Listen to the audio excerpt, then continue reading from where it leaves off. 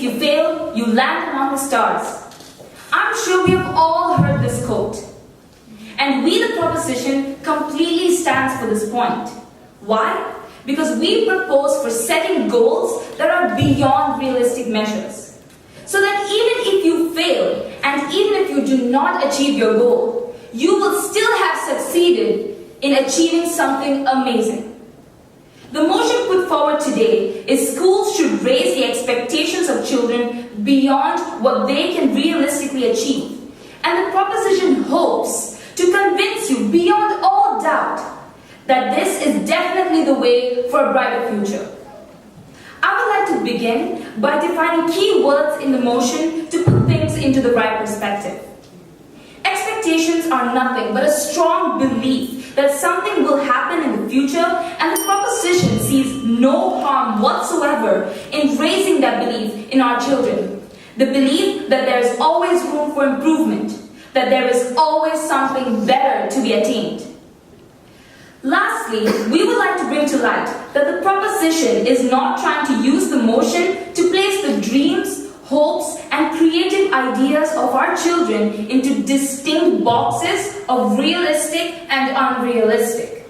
That is what the opposition is going to try to force onto you today. The lines are in fact quite blurred. What is really realistic? A sensible and practical idea of what can be achieved is what the dictionary gives us. But in reality, realistic and unrealistic is all about perspective.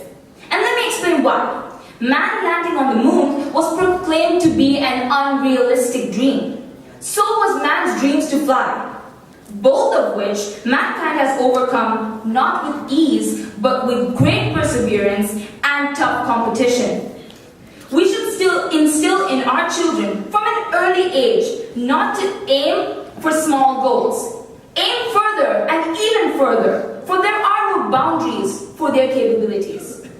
I cannot imagine a man standing in this very spot 50 years ago saying this country would ever develop from being a mere exchange point to becoming the metropolitan cities that is the destination of the world today.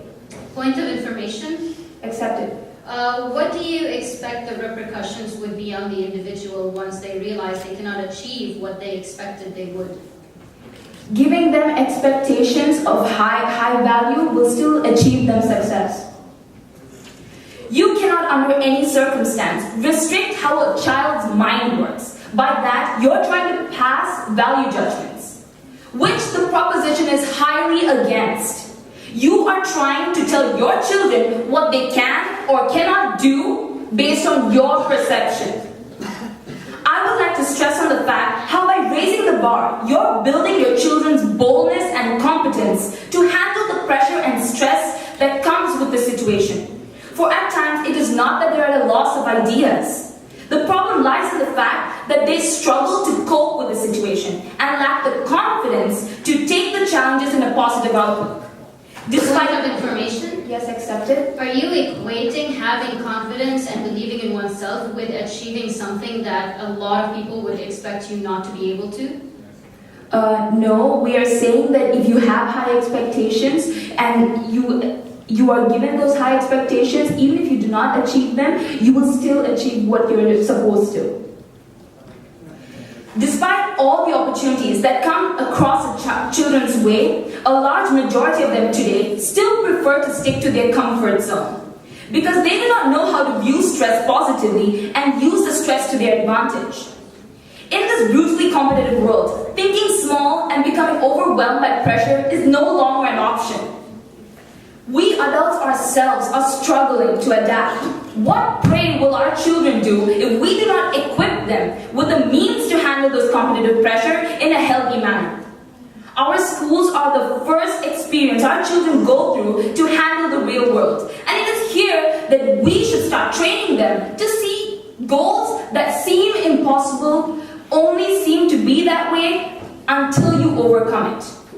I would like to establish the idea that the pressure that I mentioned is a form of persuasive motivation, which schools should employ so that the children can reach their full potential, not to discourage or suffocate them. Let me stress on the impact of failure on our children. I would like to take you back to where we started this debate. How it's perfectly justified, perfectly okay if children fail, provided that they had aimed high. Provided that they can say honestly that they put in their 200%. There shouldn't be an idea in their mind to not aim higher than what's been told possible for them, for the fear of failure. We should be encouraging our children to take that chance. So what if they fail? They still are learning something and still haven't attained their goal. Hence, that hunger would motivate them. We should continue setting goals that seem impossible for our children, for one only achieves what there is a strong challenge. After all, diamonds are made from coal, but only under the right pressure and the right environment. Thank you. Speaker of the opposition, Hussain Rangwala, to present the opposition. Rashmi Reddy. Ladies and gentlemen, we do not have this girl with us anymore. She was a brilliant student from Mirpur in India, one of the brightest amongst her batch. She scored 95% in her first year examination. However, at that point, she was not contented. The school, the society, and most importantly, Rashmi herself built a dream to outperform the rest of the batch and bag the top rank of the nation. But unfortunately, on 26 March 2014, just before the second year examination, Rashmi chose to end her life, burdened with these unrealistic expectations which she had fashioned for herself. Good afternoon, ladies and gentlemen. My name is Hussain, and along with my teammates, Tuka and Sarwar, I stand here to strongly oppose the motion on the floor. The motion on the floor is that this House believes that schools should raise the expectations of children beyond what they can realistically achieve. The opposition strongly disagrees with the motion, and with statistics, facts, and examples, we will prove our case. To spell it out to the proposition, to the audience, and the judges, the opposition's case is not about having low expectations. It's not about having no expectations, nor is it about having insufficient expectations. It is. We stand here to advocate the necessity of realistic expectations in a child's life. What are realistic expectations? It is pretty evident from the definition on the floor. I would like to say that it is what falls within the child's capacity, mental as well as physical, and which by all means must be achievable. Once again, let me stress on the fact it must be achievable. The National Center of Learning Disabilities conducted a survey on a batch of school students.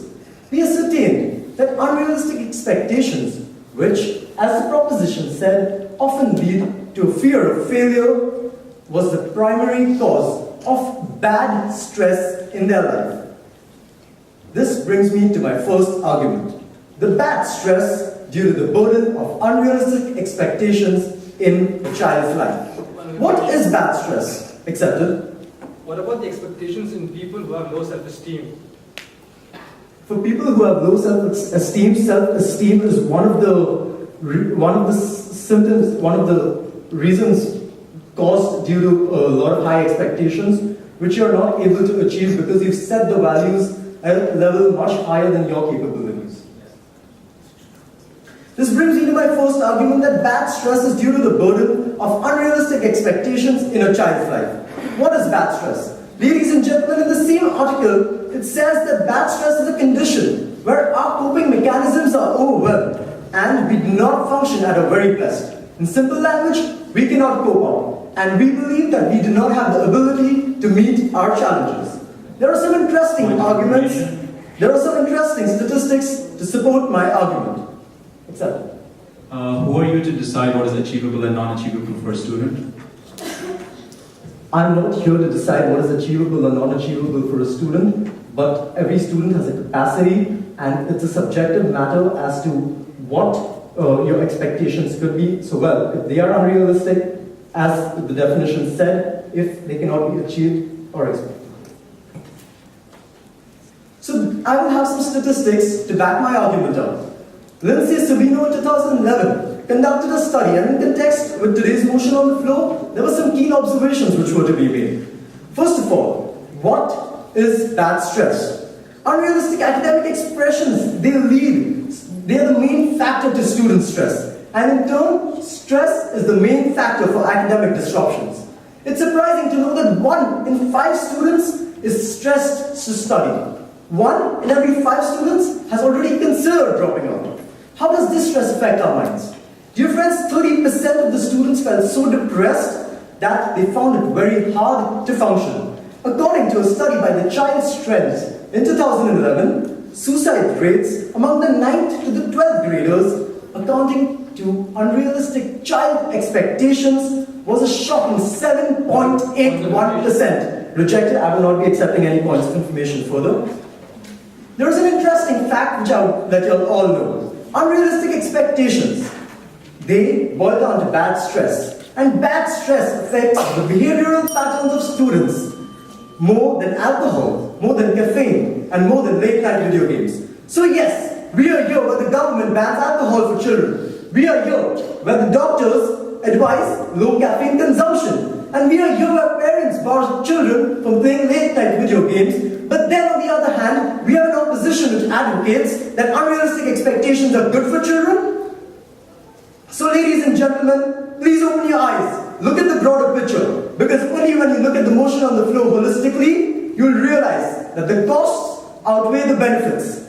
And this makes unrealistic expectations a threat for every child. The next speaker of the opposition will be taking you through the negative impact of unrealistic expectations on a child's future and the added impact it has on the family and society by extension. Thank you very much.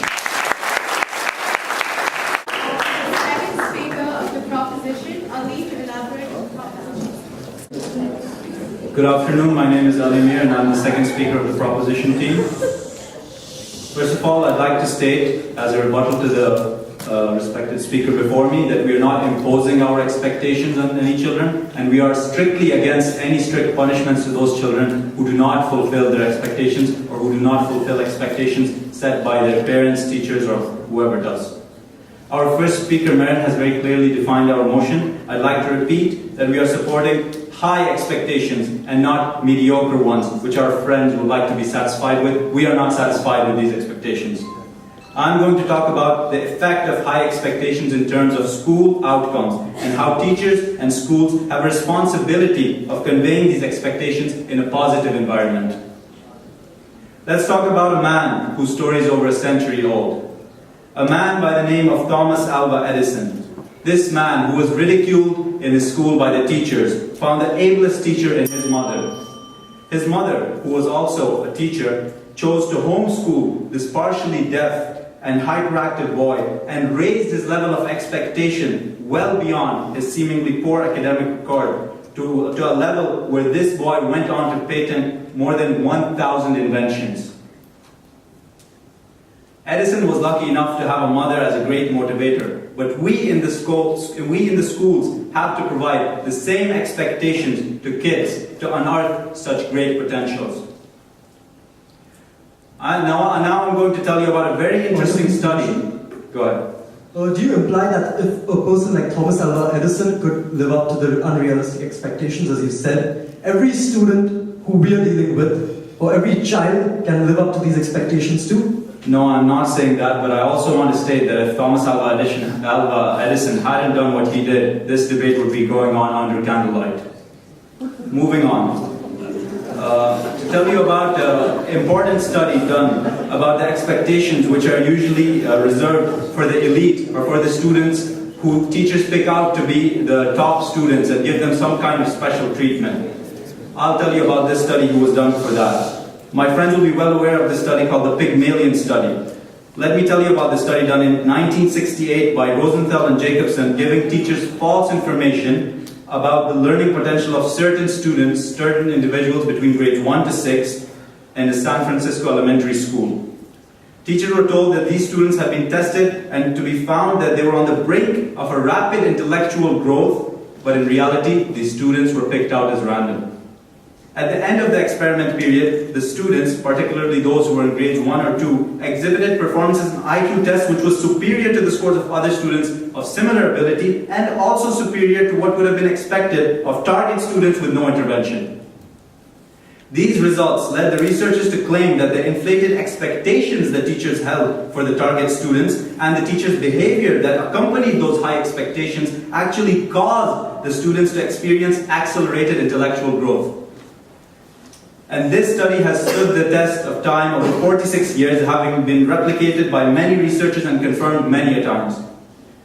Teachers have to understand and appreciate their unique role as mentors and supporters. Students may have a lot of interruptions at home and in the community, and parents are often apathetic to the high expectations required. The connection between a student and teacher is critical, and a teacher must remember that they might, in some cases, be the only shining light in the students' lives. There are countless schools in the world. Point of information. Go ahead. You just stated that teachers are very influential in their children. Don't you believe that because of their severity of the importance of their role, they should be affording children the realistic expectations and not set them up to fail? See, we are not setting them up to fail. Once you tell them that you cannot reach this, you just fail right there. That's done. You just told them that you can't reach it. You can't do it. You are demotivating them. These teachers have an important role to motivate the students, not demotivate them. There are countless schools in the world, and you will agree, some are high achieving and some are low achieving. Of all the high achieving schools in the world, every research study that I went through which sought to identify the critical components for their academic achievements, it included high expectations for student learning. The presence of high expectation has been cited near or almost at the top of each investigator's essential elements. My friends here would like to think that the high expectations are communicated to the students by force or by threats, but nothing can be farther from the truth. The various methods teachers apply in these high expectation schools and which others should learn from are setting goals which are acceptable as minimally acceptable level of achievement. We have to push the bar. We have to develop and apply policies which protect instructional time. We have to limit time to proper things, a proper time for studying, a proper time for play, so they can turn into all-rounders, not specified experiments and stuff like that. And developing policies and practices which will underscore the importance of reading, literature, and having staff members who hold high expectations of themselves. If a staff member doesn't hold a high expectation for himself, he cannot communicate those high expectations to the students. And insisting coaching of students who experience learning difficulty. I would like to conclude by saying that these things would create the right atmosphere for any and all of the students to bring forth their hidden talent and realize their full potential. Thank you. I'd now like to call the second speaker of the opposition, Sarwar Hussain. Good evening, respected judge, for the opponents, audience, and all those who keep realistic expectations here. Okay, to start off with, I would like to reflect on two of our latter points. First being that the negative impacts of unrealistic expectations in a child's future. And the second one, the added impact it has on families and societies by extension. Starting off, okay, the negative impact of unrealistic expectations in your work life. How can they affect us? Companies have limited high-achieving positions that can be perceived as, achievement positions. Those can be like the CEO or the managers or the higher-up supervisors. But how many are fortunate enough to achieve those, to reach those places? How many are fortunate enough to get those opportunities? Exactly, very low. It cannot be considered a reality-based expectation. Children at school need to realize that the real world isn't as easy as they're taught to think. Companies hire graduates and other experienced employees, but how many of them can actually make it to the top? Let's say how many of them can make the top 15 or top 20 positions even. The world market situations aren't any better now from the past decade. It hasn't recovered enough from the recession that it's gone through, and moving on, companies are still recovering and recuperating from the losses and the misfortunes that they have faced over the years now. Accepted? Yes? Going to your argument about how the high-level post in MD or CEO is unrealistic, about getting a low-level job in a Goldman Sachs. According to you, in your definition, do you consider it to be unrealistic? Well, the realistic point being is how many accountants of that company will be considered as a very highly achievable person, right? So, moving on. Yes, so when companies in this kind of a time scenario are facing difficulties in holding on to their employees themselves, where are they going to find places for new graduates coming in? They're finding difficulties to give salaries to their already existing employees. They're finding difficulties to hold on to their managerial positions. How are people who are recently graduating going to find a space for themselves? It is a difficult time, and it is not realistic to think that everybody can do so. Thinking that anyone could become Mark Zuckerberg or Richard Branson, Warren Buffett, and such is not realistic. There are special cases. There are miracles, if you will. Yes, accepted. Are you saying that students shouldn't graduate because there are less job opportunities? No, definitely not saying that. Okay. You have to graduate, right? Okay. So my point being, if there were 7 billion miracle cases like Zuckerberg and Richard Branson and such, then they wouldn't be special and there wouldn't be miracles. And they wouldn't be the normal case. Therefore, again, pointing to the fact that we have to keep our expectations to reality. I would like to bring upon the example of the entertainment industry. Well, students in highly performing students in performing arts and maybe art, music and drama schools, how many of them can really make a breakthrough? How many of them can actually make a great career out of themselves? Can they be the next Picasso? Can they become such great artists? It's difficult to keep such expectations. They need to be realistic. They need to know where they're headed. And it is the school's responsibility to show these children what the future holds for them. Now, I would like to move on to my next, actually the last point, being how unrealistic expectations lead to disappointments to one's family as well as the society by extension. How that burdens the child himself or herself. Be it be right after graduation or eventually, it is quite convenient to point out to those who have achieved exceptionally in their careers. But those numbers aren't too many. When we look around us in a much more micro scenario, the reality is quite different. Let's say we look around our families, our neighbors, for example. When we look at them, we see that maybe the eldest child or the youngest, or maybe 2 of the 4 children make it big, they make it high, they make their careers right. But what about the other child who doesn't? It does raise the expectation of the families and the society that he or she would do too. But when he fails, it turns out to be disappointment, which leads to a big-time depression for the child himself. The societal pressure has always been there, but it is amplified even more when they keep unrealistic expectations. Schools, children, this is what I'd like to highlight on. Children with disabilities, for example, they cannot be put in the same league as the rest of them. And even if you put them in a league of their own, can we really define such a league of what to expect from them? I'd like to conclude by saying that this is where the schools play an important role, that the teachers and supervisors should be more practical when they're advising students and by extension their parents. It is very much part of the duty to ensure that the child doesn't face excessive pressures from the society and from their families. This can be ensured by reminding the parents, the students, and the society itself that high scoring on tests does indicate a sign of success, but it doesn't guarantee it. Therefore, keep your expectations to reality-based. Thank you very much, guys. Speak of the proposition for us to give the rebuttal. Good evening. I'd like to begin with a recap as what my proposition team has proposed until now. We talked about how pressure in schools have a positive impact on students, saying that pressure is inevitable in life, and we have to teach them to deal with it, not ignore it, and just walk away from it. And that is also another point to be noted, that motivation is often misconceived as pleasure. We're not trying to stress someone out by saying get good marks. We're motivating him, saying you're better than that, you can get instead of 90, get 100. Another point which we stress upon is, like my second speaker, the Pygmalion study, which said that this amount of special interest of unrealistic goals which are set for the elite few, the cream of the class, the guys who get a 90 and they say that that's really bad, you get 100 instead. That if that was applied to a random group of population, or random students, they will test with marks as high as these people who are supposed to be the best of the best. And so the motion holds true by saying that if you keep unrealistic dreams, for people, for students, they will achieve something as good as that. If not the top, they get something as good.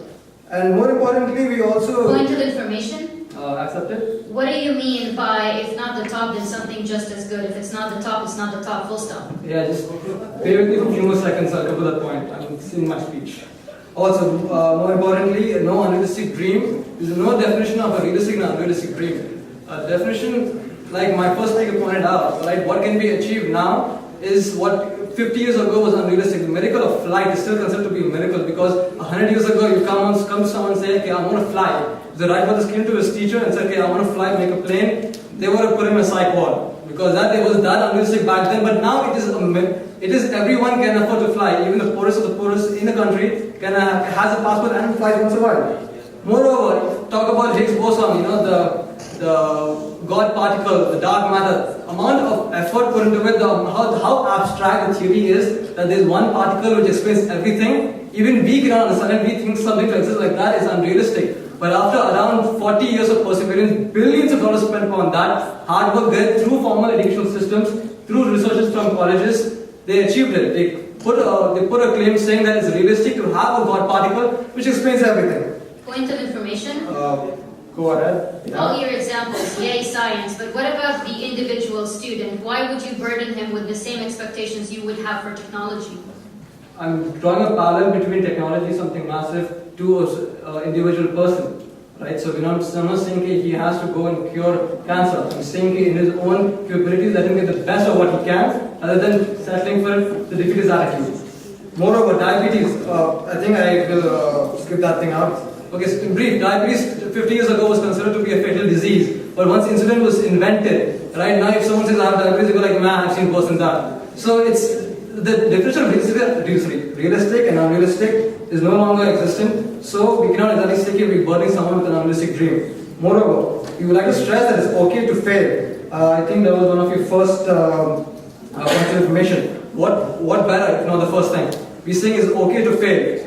It is okay to fail as long as you aim high, but if you aim low and then still fail, that's a crime. But as long as you aim high, it is okay to fail. I'll give you an example. It's also a rebuttal to one of the arguments put ahead. For example, Michael Jordan. Michael Jordan has 6 NBA rings. LeBron James, a young student, or a young basketball aspirant, he was so imbibed with what Michael Jordan did. He wore his same jersey when he was drafted into the NBA. Right now, he has accomplished the same time span, only exactly 1/3 what Jordan did. But he's still LeBron James. He's still considered to be second best. He is a household name. He's a millionaire. So he failed to achieve what Jordan did, but he is still beyond successful.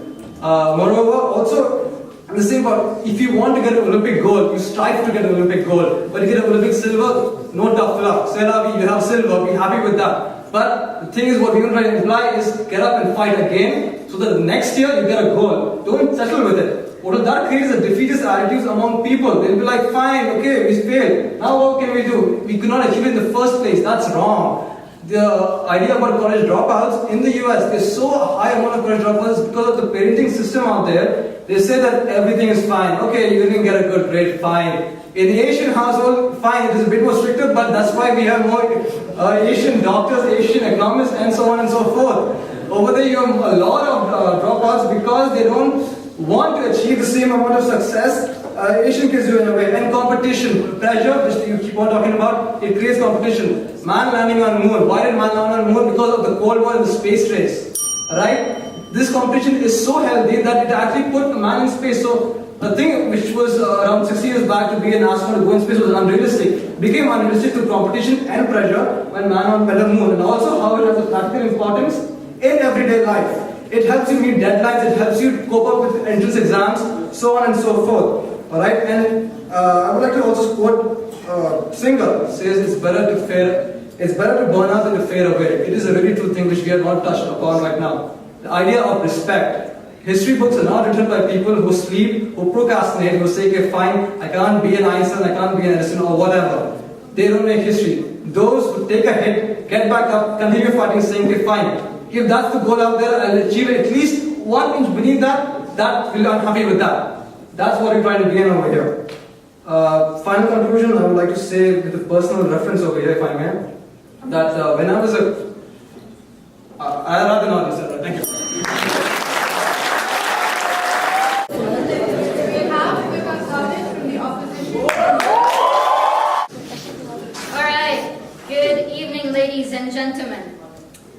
First of all, I would like to thank Thomas Edison for the electricity, for enlightening our lives forever, who, without having the high expectation of achieving something in science, wouldn't have done this, but not the unrealistic achievement. Because any advances in science are not unrealistic, they are high expectations. And this is where we, the opposition, draw the line and would like to point out the discrepancies in the proposition's case.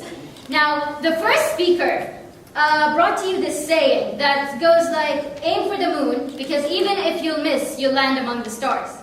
Now that may seem poetic, inspirational even to you, but the fact of the matter is, ladies and gentlemen, not only is the moon 238,855 miles away from Earth, but the nearest star to the moon is 93 million miles from it, which is the sun. Now, for the sake of the argument, let's play along and say, let me finish please, and say that the most wondrous miracle happened and you managed to land somewhere near the sun. Now here is the most likely case to happen. The flesh will melt off your body, your bones will be rendered to ashes, and you'll die a most agonizing death where no one will even hear your screams because sound doesn't travel in space.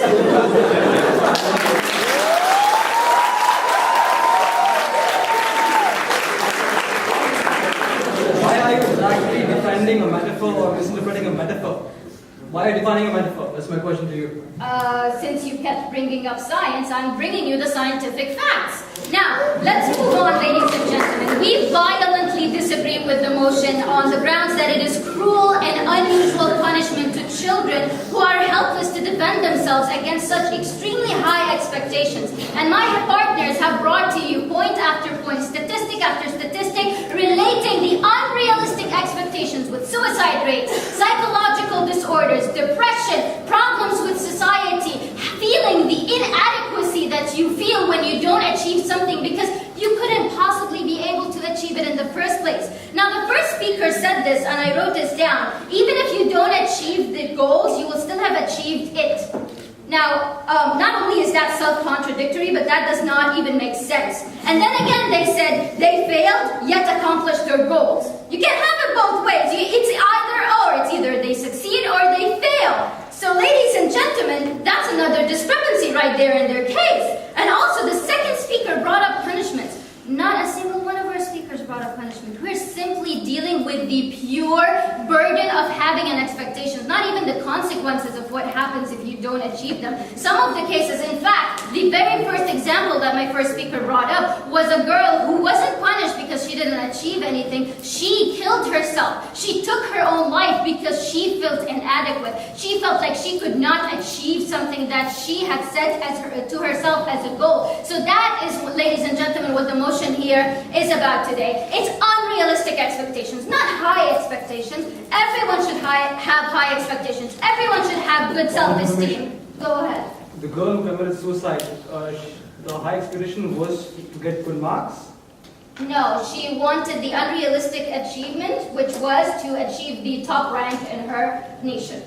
Now, other than the fact that the proposition ignored the key term, which is unrealistic, they will have you believe that there is direct correlation, that there is this proportionality between having unrealistic expectations and having high motivation to study more, to work harder, and to achieve the unattainable. Well, to that I have a paper written by Carol Amos, a PhD in psychology, and who's currently working with the Institute of Child Behavior and Development. She says that motivation is not synonymous with achievement, and that student motivation cannot necessarily be inferred by looking at achievement or test scores, which means that you can be as motivated as you want to, but that does not guarantee that you will achieve the unattainable like the proposition will have you believe. So, I also have another case study. Here it says that 86% of teachers agreed that setting high expectations for students has a major impact on student achievement. Now some of you might wonder, this is a point for the proposition, why is she even saying that? Well, I'll tell you why. Because the proposition is not bringing you the whole complete picture.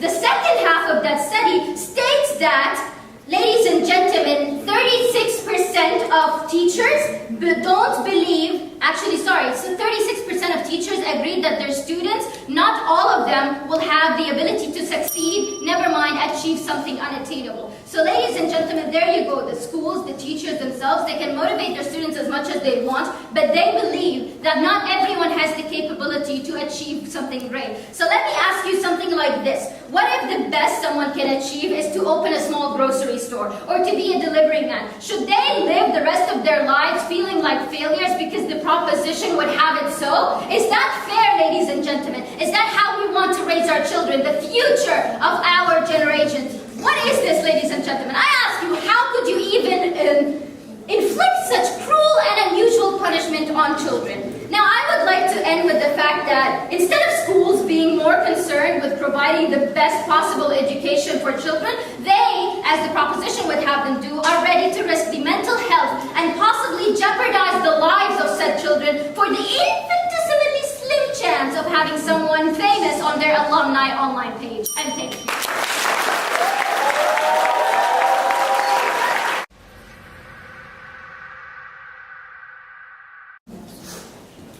Good afternoon once again. The proposition will have you believe that yes, high expectations is a good thing. Well, we do not disagree. But they fail to grasp the key concept of today's debate, that schools should instill in their students unrealistic expectations of achievements because they possibly cannot achieve them. And after disputing their arguments with the fact that setting unrealistic expectations for children may cost them their lives, the proposition justifies the adverse impacts on the individual child by the slim chance of achieving the unachievable.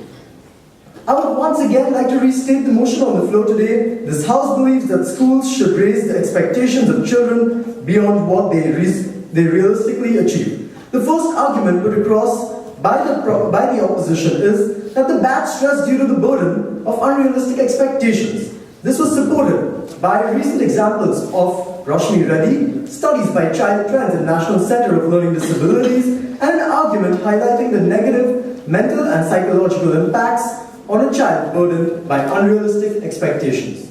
The second point put across was the negative impacts of unrealistic expectations in a child's future.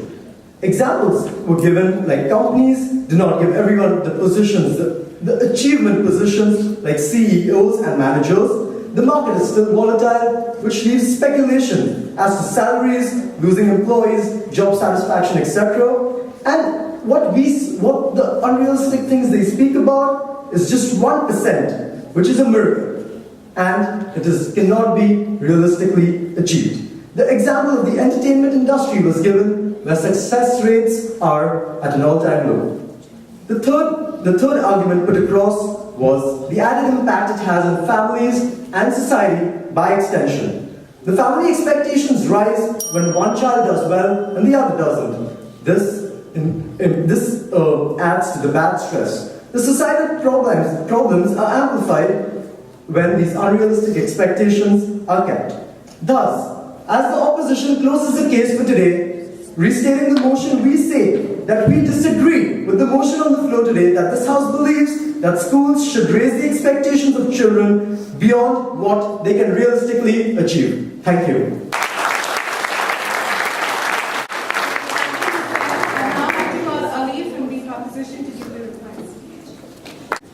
I will summarize the points now of my team. Let me start by repeating that there is no clear distinction between what is realistic and what is unrealistic. What is unrealistic today might be realistic a decade from now, 2 decades from now. So there is no clear distinction as such.